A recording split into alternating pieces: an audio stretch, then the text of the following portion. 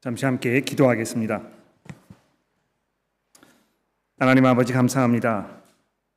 이 시간에 저희들의 마음을 진정시켜 주셔서 주의 말씀에 집중하게 하시고 하늘로부터 오는 놀라운 하나님의 은혜가 충만한 귀한 시간 되게 도와주시기를 예수 그리스도의 이름으로 간절히 기도합니다. 아멘. 자, 새해 첫날이 엊그제 같은데 벌써 1월의 마지막 주일이 되었습니다. 우리가 대부분 새로운 마음과 또 새로운 다짐으로 새해를 시작하게 됩니다만, 사실 새해가 되었다고 해서 솔직히 말씀드리면 우리 삶이 별로 달라지는 것은 없을 것 같습니다. 이렇게 말씀을 드리면 삶이 너무 비관적으로 보는 게 아니냐 이제 이렇게 염려하실지 모르겠습니다만, 사실 우리의 모든 삶은 우리의 종착역인 죽음을 향한 걸음을 내디딜 뿐입니다. 한 해가 지났다는 것은 그만큼 그 종착역에 더 가까워졌다는 것을 말하는 것 아니겠습니까? 그래서 언제나 그랬듯이 올해에도 우리들에게는 원치 않고 기대하지 않았던 일들이 일어날 것이며, 언제나 그랬듯이 그 가운데서 우리는 눈물을 지으며 한숨으로 밤을 지새게 될 날이 있을 것입니다. 제가 이제 이렇게 말씀드리니까 어떤 분들은 휴가를 잘 다녀오셔가지고 휴가에서 무슨 일이 있었나 이렇게 염려하실지 모르겠습니다만, 아까도 말씀드렸듯이 여러분의 그 염려와 기도 덕분에 제가 휴가를 잘 보내고 하나님의 은혜 가운데서 아주 좋은 시간 속에서 몸과 마음이 새로워지면서 돌아올 수 있었습니다. 근데 제 휴가와는 무관하게 저는 그냥 여러분과 제가 우리의 삶 속에서 겪는 실제에 대해서 말씀을 드리는 것입니다. 사실 생각해 보면 하나님의 은혜가 아니면 우리가 이 바람 잘 날 없는 이 세상에서 얼마나 위험하고 또 불안한 삶을 살고 있는지 고백하지 않을 수 없습니다. 작년에 이 다니엘서와 베드로 전서의 말씀을 우리가 살펴볼 때에도 여러 번 확인한 바입니다만, 이 땅에서 여러분과 제가 나그네로서 살면서 집을 떠나 정처 없이 돌아다니는 그들의 삶 속에 따라다니는 이 불안과 염려가 항상 우리 삶 곳곳에 자리하고 있다는 것입니다. 우리 삶의 곳곳에 이 눈물 자국으로 얼룩져 있는 이런 모습이 전혀 놀라운 일이 아니라고 생각할 수 있습니다. 바로 이것이 여러분과 저의 현 주소이기 때문에 오늘 우리가 살펴보려는 이 시편 91편이 여러분과 저의 마음속에 더 잔잔한 감흥으로 돌아오지 않나 생각이 됩니다. 특히 그 1절 말씀에 보시면 이 시편 기자가 이렇게 고백하지 않습니까? 그는 나의 피난처요 나의 요새시요 내가 의뢰하는, 이 개역 개정 성경에는 나의 하나님이라 하는 그 표현이 빠져 있습니다만, 하나님께서 나의 피난처시고 나의 요새이시며 바로 나의 하나님이시라고 이렇게 고백하고 있습니다. 이런 그 2절의 고백은 수많은 찬송가들과 복음성가들을 통해서 하나님을 찬송하려는 성도들의 입술에 가장 많이 오르내렸던 그런 고백이라고 생각이 됩니다. 다행히도 이 시편은 그다지 내용이 복잡하지 않고 우리가 잘 알고 있지 못하거나 또 이해하기 어려운 이런 그 깊은 신학적 사실을 우리에게 언급하고 있지 않은 것으로 보입니다만, 새해 첫날 마지막 주일을 맞이하면서 이 시편의 말씀을 살펴보려고 계획했던 그 이유는 앞으로 12개월 동안의 시간을 보내면서 우리가 꼭 기억하고 있어야 할 매우 중요한 사실을 이 시편이 우리에게 상기시켜주고 있기 때문입니다. 또 더 나아가서 우리의 마음과 우리의 입술이 이 시편의 고백으로 늘 흘러 넘치기를 소망하는 마음으로 이 내용을 함께 살펴보려고 하는 것입니다. 제가 다 말씀드렸습니다만 이미 많은 교우 여러분들이 어려운 상황 속에 계시고 또 앞으로 그런 일들이 우리 가운데 비일비재하게 벌어질 것이기 때문에 우리의 현 삶을 돌아보면서 우리의 마음을 잘 준비하고 앞을 내다보는 일이 필요하지 않을까 생각이 되는 것입니다. 자, 그럼 이 시편의 내용을 잠시 한번 살펴보도록 하겠습니다. 이 시편이 누구의 시편인지 또 어떤 상황에 처해 있었을 때에 쓴 것인지에 대해서 밝히고 있지 않기 때문에 우리가 이것을 분명하게 이야기하기 좀 어렵습니다만, 그 내용을 자세하게 살펴보게 되면 몇 가지 짐작되는 것들을 우리가 발견하게 됩니다. 3절부터 9절까지 해서 이 시편 기자가 자신이 처했던 이 위험천만한 상황의 그 긴박함에 대해서 노래하고 있지 않습니까? 자기의 처한 상황이 마치 새를 잡으려고 사냥꾼이 그물을 촘촘하게 쳐놓아서 빠져나갈 틈새가 보이지 않는, 마치 심한 이 전염병이 마을을 덮쳐가지고 그 마을에 살고 있던 모든 사람들이 그 병에 걸려서 쓰러지고 있는 이런 절박한 상황을 노래하고 있는 것입니다. 5절 말씀해 보십시오. 밤에 찾아오는 공포와 낮에 날아드는 이 화살이라고 얘기하고 있습니다. 6절에 보십시오. 어두운 밤에 소리도 없이 공기를 타고 사방 곳곳으로 흩어지는 이 전염병과 또 백수대낮에 걷잡을 수 없이 밀려와서 사방을 휩쓸고 지나가는 이 쓰나미와 같은 이 재앙을 얘기하고 있는 것입니다. 그리고 마지막으로 7절에서 이 모든 재앙의 결과로 수천 명, 수만 명의 사람들이 죽어나가는 이 참혹한 상황에 대해서 지금 시편 기자가 노래하고 있지 않습니까? 이 부분에 등장하는 이런 이미지들이 여러분들의 마음속에는 구약의 어떤 장면을 연상시키는지 궁금합니다. 한번 생각해 보십시오. 이런 시편을 읽었을 때 여러분의 마음속에 구약의 어떤 사건들이 연상되십니까? 아마도 가장 먼저 머릿속에 떠오르는 것은 애굽에서 노예로 사로잡혀 살고 있던 이스라엘을 구원하시려고 하나님께서 이 10가지나 되는 재앙들, 온 땅을 피로 물들이게 하고 기근과 갈증으로 신음하면서 피부가 골마 터진 채로 고통을 받던 이 애굽인들, 그리고 결국 6월절 밤에 하나님의 천사가 소리도 없이 나타나서 전염병처럼 이 애굽인들의 모든 집에 찾아가서 그들의 장자들의 생명을 한 사람도 남김없이 빼앗아 갔던 그 칠흑 같은 어둠 중에서 애굽의 온 땅에 울려 퍼진 이 통곡의 소리를 들으면서 자신들의 문지방에 칠해놓은 그 어린 양의 피, 이것을 기억하면서 한편으로는 두려움으로, 그러나 또 한편으로는 감사와 찬송으로 노래하던 이스라엘 백성들의 모습이 머릿속에 떠오르는 것입니다. 그날 밤에 이스라엘 백성들이 틀림없이 여호와 하나님께서 그들의 피난처시요 그들의 요새시며 그들의 의뢰하는 하나님이시라고 찬송하지 않았겠습니까? 자, 근데 이 시편을 좀 더 우리가 살펴보게 되면 또 하나의 중요한 사실을 발견하게 됩니다. 이 9절 말씀부터 다시 한번 읽어볼까요?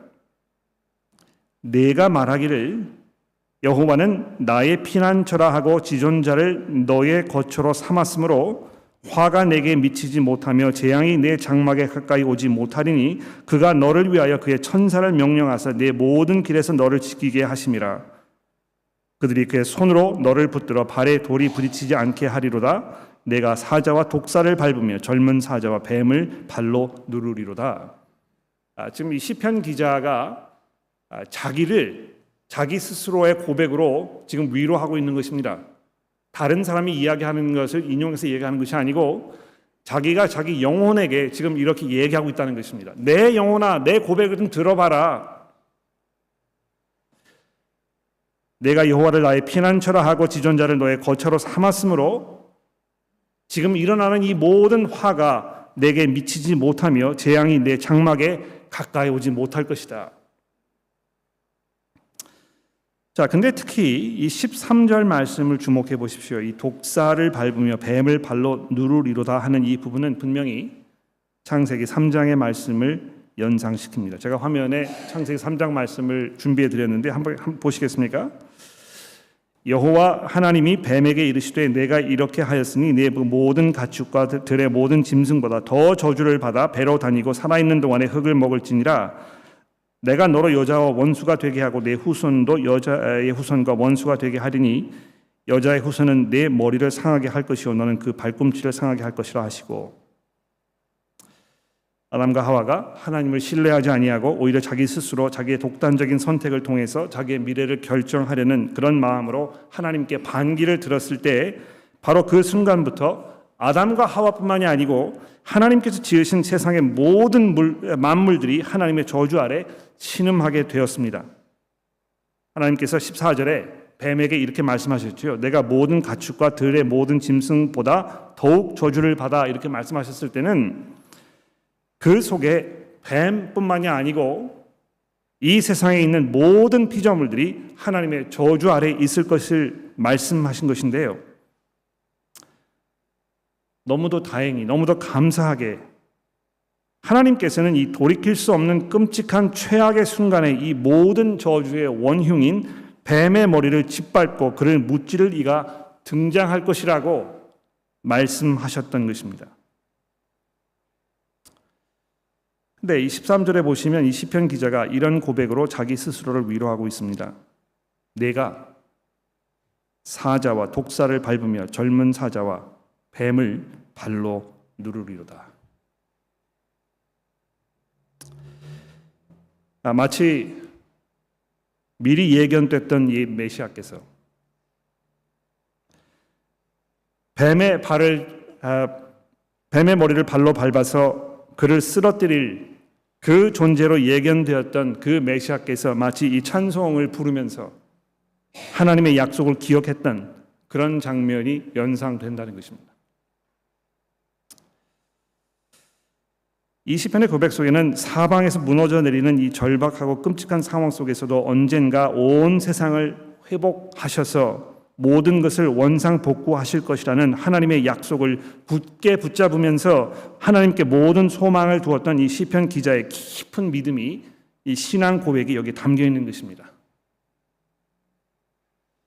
1절에 보시면 시편 기자가 지존자의 은밀한 곳에 거주하며 전능자의 그늘 아래 사는 자여 이렇게 시작을 하고 있는데요.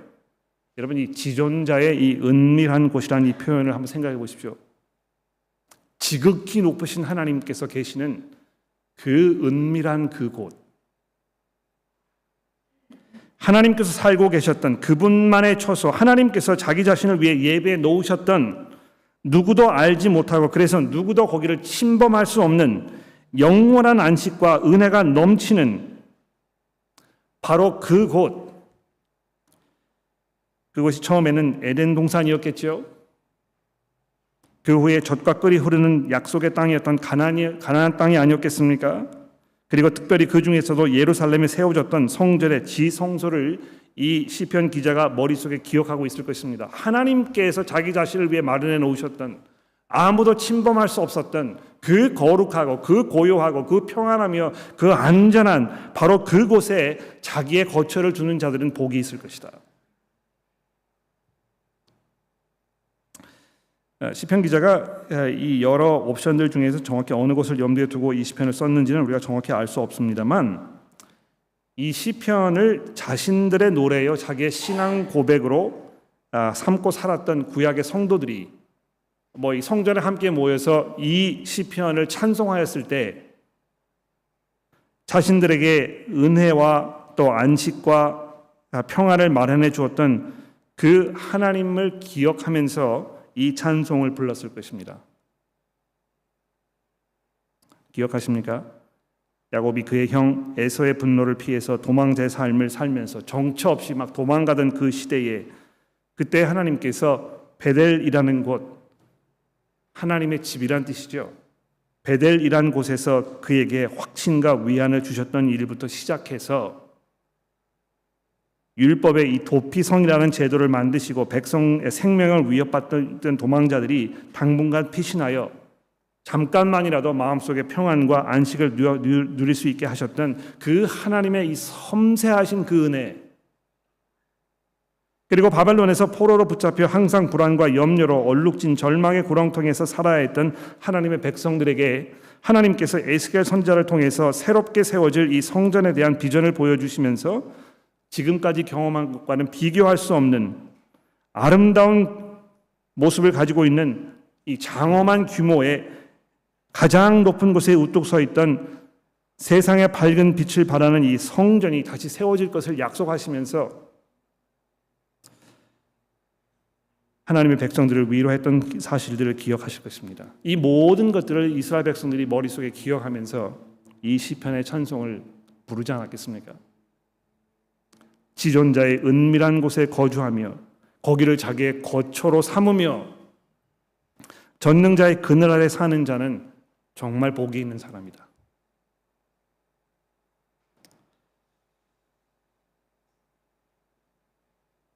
근데 놀라운 사실은 시편 91편이 사탄의 입에 유일하게 언급되어 있는 시편이라는 것입니다. 여러분 그거 아셨습니까? 사탄이 하나님의 말씀을 이렇게 인용하는 장면이 오늘 아침 우리가 봉독한 마태복음 4장에 등장하지 않습니까? 그때에 공교롭게도 사탄이 바로 이 구절을 인용하면서 예수님을 시험하였던 것입니다. 하나님께서 너의 그 요새이시며 너의 피난처이시며 너의 하나님이 아니시냐? 바로 그 하나님께서 너의 아버지가 아니시냐? 이 시편에서 너에게 약속하기를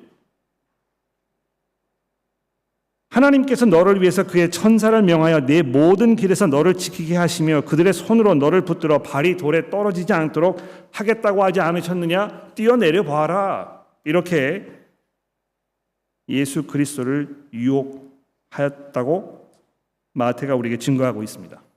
적어도 마태의 머릿속에는 이 시편이 예수 그리스도에 관한 시편이라는 것입니다. 그렇죠? 사탄도 그것을 알고 있었고 그래서 그것을 인용하였고 그 장면에 인용된 것들을 마태가 기억하여 이 지금 시편 마태복음에 있는 4장의 말씀을 기록하면서 이 시편의 말씀을 인용하고 있다는 것입니다. 그렇습니다. 아까 읽었던 그 마태복음의 말씀을 다시 한번 살펴볼까요?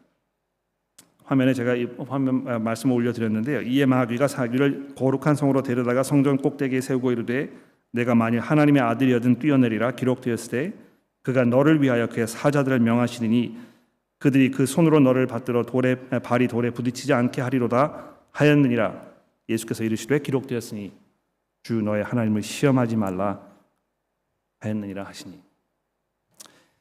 예수께서 일평생 자라나시면서 매일매일 성경을 읽지 않으셨겠습니까? 어린 시절부터 시작해서 유대인 회당에 들어가서 회당에서 성경을 읽는 사람들의 그 성경 읽기에 얼마나 귀를 기울이셨겠습니까? 그리고 이 시편 91편의 말씀이 봉독되었을 때 그분께서 마음속으로 이미 이것이 자기에 대해서 이야기하는 시편이라는 것을 이미 알고 계셨던 것이 분명한 것입니다.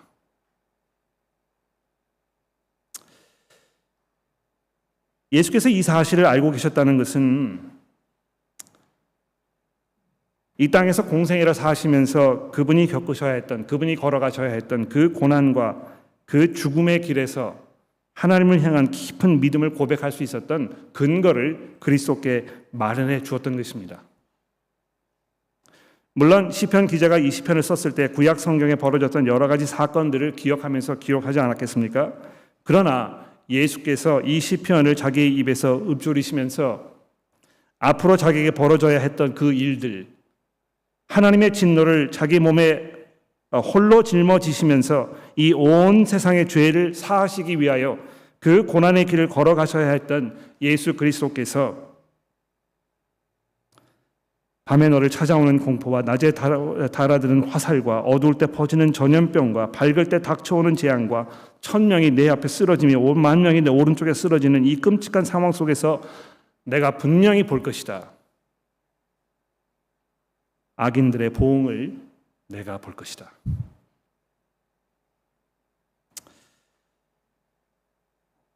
예수께서 얼마나 이 십자가의 길을 걸어가시면서 이 시편의 말씀을 머릿속에 기억하셨을까? 그리고 이것이 얼마나 그리스도의 마음속에 큰 위로와 평안을 주셨을까 생각해 보게 됩니다. 사실 그런 시각으로 우리가 이 시편을 접근해 보면 이 시편 기자의 고백이 더욱더 우리 마음속에 깊이 다가오는 것 같습니다. 다시 한번 읽어볼까요? 9절 말씀부터 제가 다시 읽어보겠습니다. 내가 말하기를 여호와는 나의 피난처라 하시고 지존자를 너의 거처로 삼았으므로 화가 내게 미치지 못하며 재앙이 내 장막에 가까이 오지 못하리니 그가 너를 위하여 그의 천사들을 명령하사 내 모든 길에서 너를 지키실 것입니다. 그들이 그의 손으로 너를 붙들어 발이 돌에 부딪히지 아니하게 하시로다. 내가 사자와 독사를 밟으며 젊은 사자와 뱀을 발로 누르리로다. 자, 근데 이 시편이요, 이 순간에 하나님을 등장시키고 있습니다. 14절 이후부터 마지막 절까지는 이러한 고백을 하고 있던 시편 기자를 향한 하나님의 약속의 선언입니다. 이 약속을 들어보십시오. 하나님이 이르시되 이 시편 기자에 대해서 이렇게 말씀하십니다. 그가 나를 사랑한즉 내가 그를 건지리라. 그가 내 이름을 안즉 내가 그를 높이리라. 그가 내게 간구하리니 내가 그에게 응답하리라. 그들이 환난을 당할 때에 내가 그와 함께하여 그를 건지고 영화롭게 하리라. 내가 그를 장수하게 함으로 그를 만족하게 하여 나의 구원을 그에게 보이리라 하시도다. 예수께서 이 마지막 부분을 아마 묵상하시면서 참 하실 말씀들이 많으셨을 것 같습니다. 여러분 기억하시는지 모르겠는데 요한복음 시리즈를 우리가 강의를 할 때 특히 15장에서 예수께서 얼마만큼 하나님 아버지를 향한 자기의 사랑을 구구절절 말씀하셨는지 기억하십니까? 내가 내 아버지를 알고 내 아버지께서 나를 아는 것처럼 너희들도 내 아버지를 알기 원한다. 얼마나 예수께서 아버지를 사랑하셨는지 그 십자가의 길을 마다하지 아니하시고 거기에 전적으로 순종하시면서 하나님께 자기를 의탁하셨다고 신약 성경의 저자들이 말씀하고 있지 않습니까? 늘 예수께서 하나님 아버지 앞에 기도하실 때에 자기의 기도가 항상 아버지 앞에 상달되며 아버지께서 그 기도의 귀를 기울이시고 예수께서 필요하셨던 그 모든 순간순간마다의 은혜를 베풀어 주셨던 모습을 우리가 복음서를 통해서 기억할 수 있는 것입니다.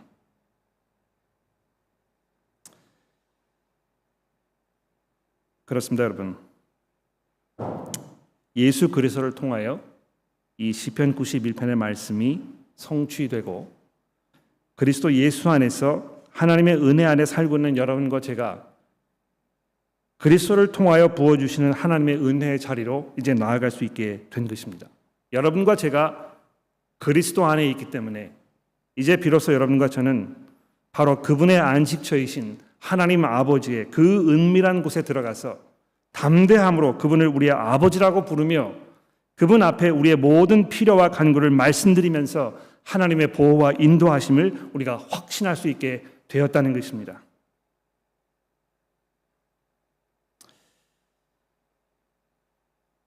예수께서 요한복음 12장에서 이렇게 말씀하지 않으셨습니까? 제가 화면에 보여드리려고 하는데요.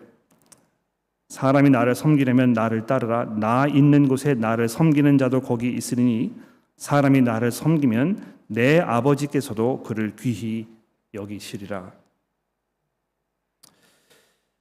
아마 예수께서 이 말씀을 하셨을 때 꼭 시편 91편의 말씀을 기억하셨는지 또 이것을 인용하신 것인지 우리가 분명하지 않습니다만 공교롭게도 오늘 본문 말씀 15절 말씀해 보시면 하나님께서 이 시편 기자에게 이렇게 약속하십니다. 그가 내게 간구하리니 내가 그에게 응답하리라. 그들이 환난을 당할 때 내가 그와 함께하여 그를 건지고 그를 영화롭게 할 것이다. 여기 영화롭게 한다는 이 말은 그를 귀히 여기시리라 하는 이 요한복음 10장의 말씀과 마찬가지 말씀입니다. 내가 나 있는 곳에 너의 거처를 마련하여서 나와 함께 있으면 바로 하나님 아버지께서 바로 그 사람, 즉 나와 함께 거처를 마련한 너를 영화롭게 하실 것이다. 마치 아버지께서 나를 들어 부활해서 하나님의 보좌 우편에 앉히셔서 이 온 세상의 주인이 되게 하셨던 것처럼 너도 역시 그 자리에 불러서 그 하나님의 영광의 은혜에 동참하게 하실 것이라고 약속하고 계신다는 것입니다. 자, 그러면 이 시편이 약속하고 있는 이 다른 모든 것들은 그럼 어떻게 되는 것입니까? 예를 들어서 10절 이하에 화가 내게 미치지 못하며 재앙이 내 장막에 가까이 오지 못하리니 그가 너를 위해 천사들을 명해서 모든 길에서 너를 지키시며 또 너를 붙들어서 발이 돌에 부딪히지 아니하게 하시며 내가 사자와 독사를 밟으며 젊은 사자와 뱀을 발로 누리로다. 이 성도들이 예수 안에서 어떻게 그 은혜를 우리가 누릴 수 있게 되는 것입니까? 기억하십니까? 예수께서 12제자를 부르시고 또 그 주변에 70명의 사람들을 골라내셔가지고 이들을 전도여행에 파송하셨던 것입니다. 우리는 이 예수님의 12제자에 대해서만 알고 있습니다만 예수님께서 파송하셨던 이 70명의 그 다른 제자들이 어떤 경험을 했는지 우리가 이 복음서를 통해서 알 수 있습니다. 이들이 전도 여행을 갔다가 자기를 통해서 벌어지는 이 엄청난 사건들에 흥분되어 가지고 기뻐 어쩔 수 없는 이런 마음으로 예수님께 돌아와서 자기가 했던 그 모든 일들을 보고하는 장면이 누가복음 10장에 등장하고 있습니다. 화면 한번 보십시오. 70인이 기뻐하며 돌아와 이르되 주여 주의 이름이면 귀신들도 우리에게 항복하더이다. 예수께서 이르시되 사탄이 하늘로부터 번개같이 떨어지는 것을 내가 보았노라. 내가 너희에게 뱀과 전갈을 밟으며 원수의 모든 능력을 제어할 권능을 주었으니 너희를 해칠 자가 결코 없을 것이니라. 그러나 귀신들이 너희에게 항복하는 것으로 기뻐하지 말고 너희의 이름이 하늘에 기록된 것으로 기뻐하라 하시니라. 여러분과 제가 예수 그리스도를 믿지 않는 사람에게 복음을 소개하는 일은 정말 보잘것없는 것처럼 느껴지고 쓸데없는 일처럼 느껴집니다.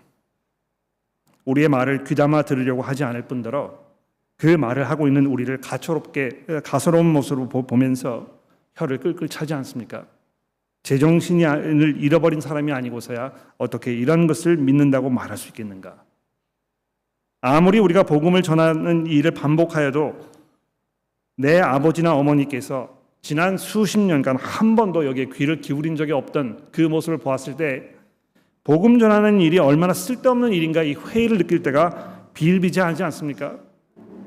우리가 이 기독교 설명회를 준비하고 많은 그 시간을 투자해서 모든 것을 준비해가지고 새로운 분들이 초대받아서 오셨을 때 그들에게 복음을 설명했는데 우리가 기대했던 것만큼 거기에서 무릎을 꿇고 회개하면서 하나님 앞에 돌아서는 이런 놀라운 일이 벌어지기보다는 그저 잘 먹고 간다고 초대해줘서 고맙다고 그러나 다시는 초대하지 말라고 이렇게 이야기하시는 분들을 만나면서 이 마음이 무너져 내리는 것입니다.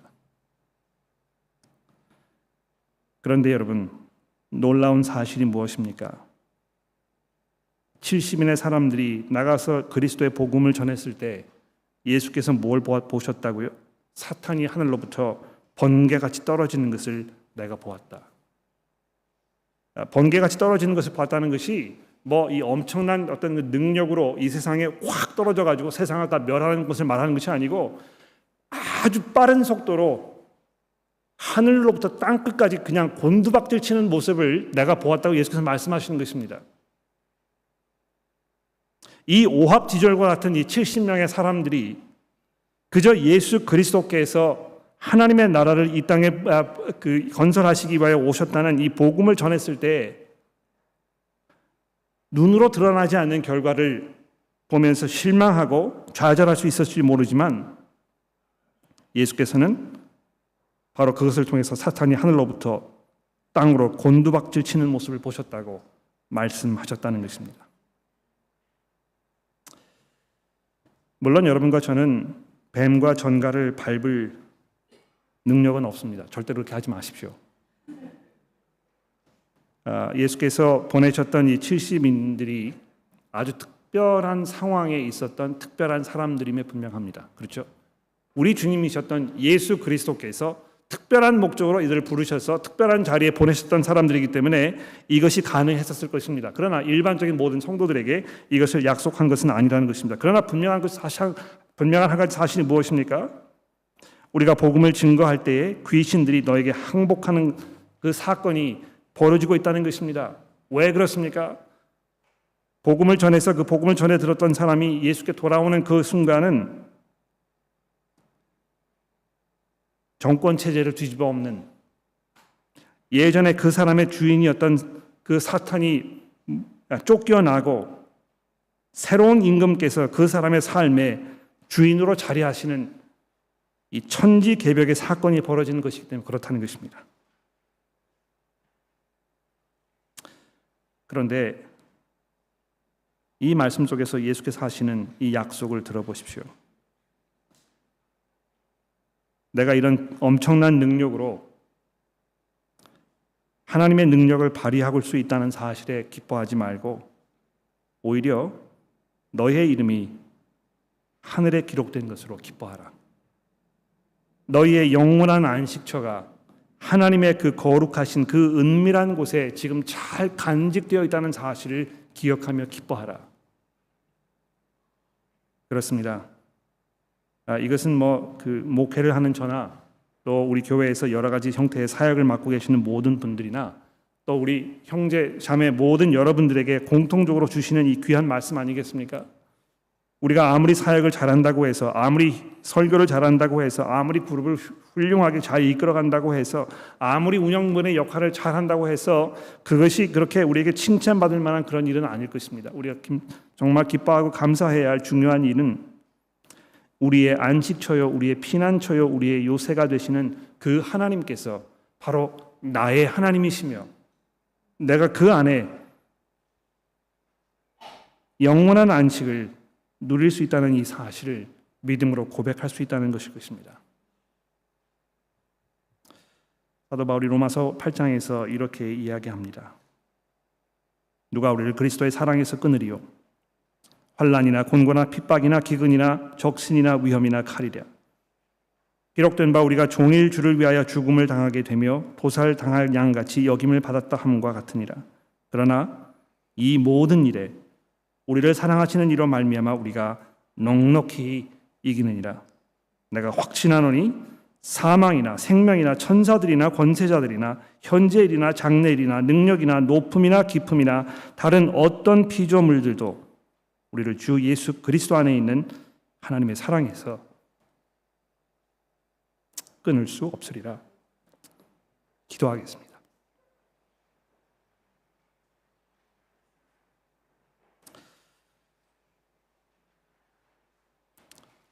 하나님 아버지, 겸손하신 믿음으로 십자가의 길을 끝까지 걸어가셨던 우리 주님의 모습을 기억합니다.